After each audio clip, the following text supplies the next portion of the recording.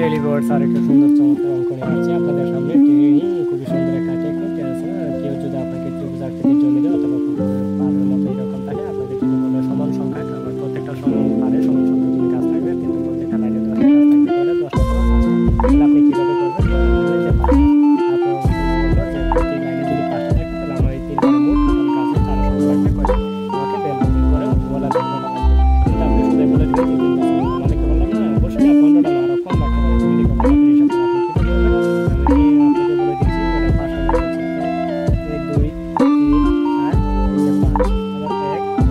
3 4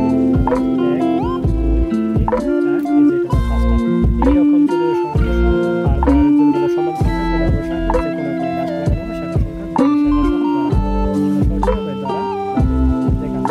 তাহলে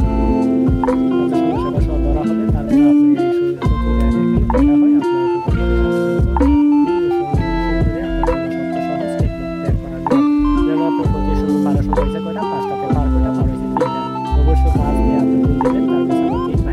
সেটা সহ হবে ধরা হবে যে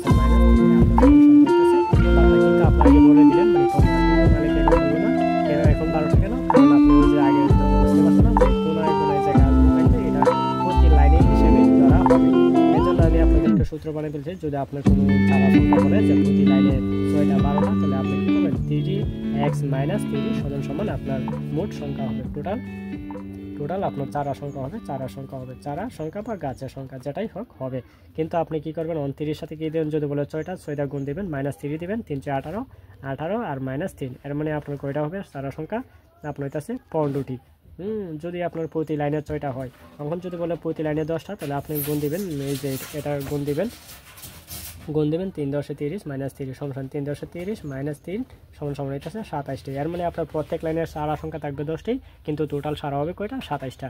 এভাবে আপনি যে কোনো ত্রিভুজ আকৃতির মানে গাছের সংখ্যা বা চারা সংখ্যা যদি আপনি লাগাতে চান ত্রিভুজ আকৃতি কোনো ক্ষেত্রে বা জমিতে বা পুকুর পারে, তাহলে আপনি কিভাবে সূত্রটা ব্যবহার করবেন? এই যে সূত্র রয়েছে, এটা আপনার সূত্র রয়েছে 3x - 3, এই যেটা মোট গাছের সংখ্যা বা আপনার চারা সংখ্যা বের হবে।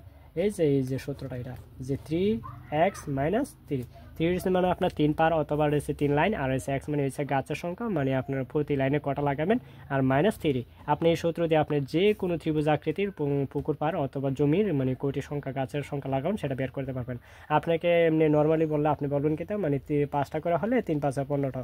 হ্যাঁ, এই লাইনে 5টা, এই লাইনে 5টা না ভাই, যে 5টা হয় না, এইভাবে হয় না। আপনি প্র্যাকটিক্যালি দেখেন, মানে যে কোনায় যেগুলো ধরা হবে এগুলো সহই হিসাব করা হবে। কারণ একটা পুকুর পাড়ে আপনি গাছ লাগাবেন, আপনার এদিকে 5টা, এদিকে 5টা, এদিকে 5টা, মানে একটা সৌন্দর্য আছে জিনিস। আপনি কোনায় ছাড়া যদি আপনি এদিকে 5টা লাগান, এদিকে 5টা লাগান, তাহলে এটা অন্যরকম হয়ে জায়গায়, এটা সৌন্দর্য হয় না। তো আপনার সৌন্দর্যের জন্য আপনি অবশ্যই কোনা লাগাবেন। কোনা লাগাইলে আপনি কোনা গাছ সহ এদিকে গোনা হবে 5টা, এদিকে গোনা 5টা, এদিকে গোনা 5টা। অবশ্যই এই অঙ্কটা আপনাদের কাছে চমৎকার লাগলো আমার ধারণা।